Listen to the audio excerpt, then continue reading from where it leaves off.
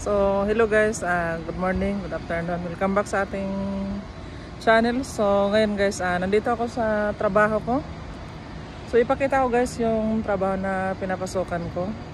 Dito ako sa facility. So, guys, ito yung pinapasukan ko, Asborn. Yun o. So, yun yung building na yun guys, na ako pumapasok sa loob. So yung oras ng pasok ko 3 ng hapon hanggang alas 9 ng gabi. So pakita ko lang guys no, dito lang sa labas ng facility kasi very confidential na kung pakita ko pa sa inyo yung loob. So yan, ikot lang tayo dito ngayon guys. Napakaganda ng lugar dito guys, napakaganda ng weather. So, yan.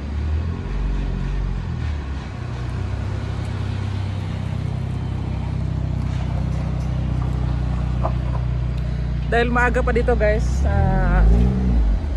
maaga pa naman, mag-antay na lang muna ako ng mga 15 minutes dito. So yung isang channel ko, ang pangalan Asborn Vlog, at yun guys, welcome din sa Bersal Vlog. Asborn Vlog saka Bersal Vlog isa lang. So yan, Asborn.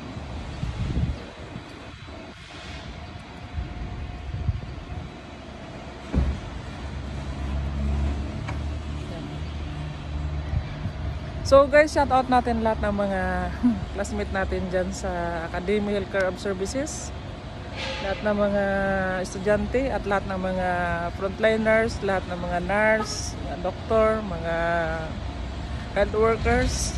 Shout out tayo dyan. So time check tayo dito guys, 2:40 pa lang ng hapon. So 5 minutes pa bago ko papasok doon. So ayan, relax muna tayo ngayon guys. Dito muna ako sa labas ngayon. Pakita ko lang yung building dito sa downtown guys, no? Ayan o, sa kabila.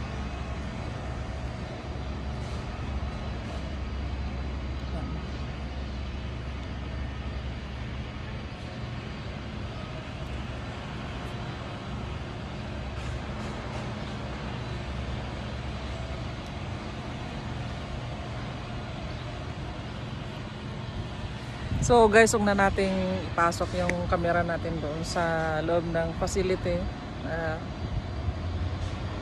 Very confidential din, kaya dito lang tayo sa labas ng Asborn mag-vlog.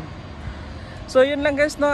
Maraming thank you doon sa mga nanonood ng Bersal Vlog at Asborn Vlog. So hindi ako masyado nakagawa ng video guys dahil sa sobrang busy ko. Marami rin kaming pinagkakaabalahan dito. Trabaho sa hapon, may klase sa umaga.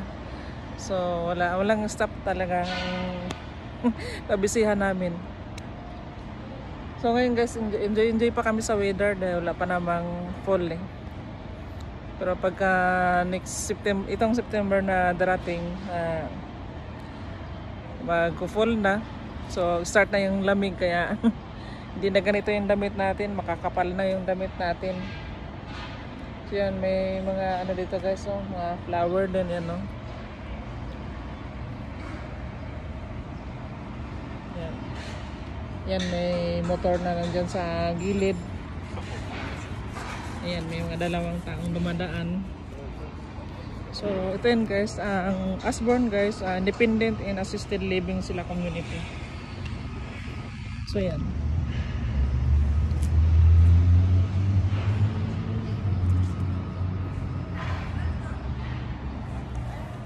So yung mga tao dito guys, independent sila. Hindi sila masyadong alagain.